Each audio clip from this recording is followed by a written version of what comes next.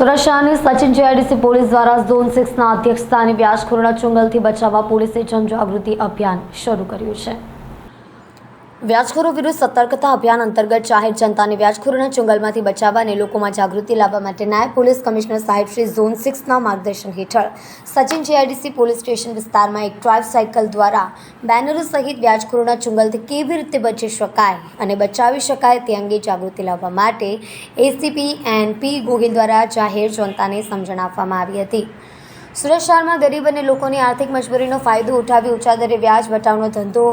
કરતા વ્યાજખોરો સામે સુરત પોલીસે કડક કાર્યવાહી શરૂ કરી છે। બીજી તરફ લોકોમાં જાગૃતિ આવે તે માટે સુરત પોલીસ દ્વારા એક ટ્રાય સાયકલ દ્વારા બેનરો સહિત વ્યાજખોરોના ચુંગલથી કેવી રીતે બચી શકાય તે અંગે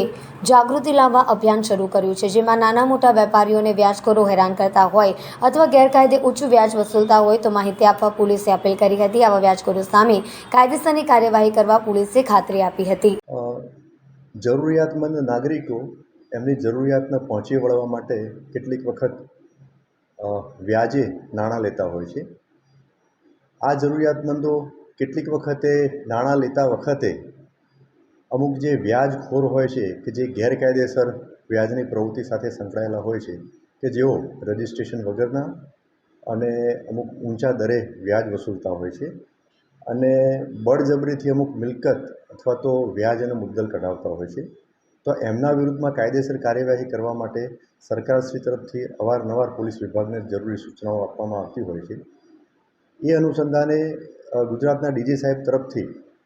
હાલમાં 21/6/2024થી 31/7/2024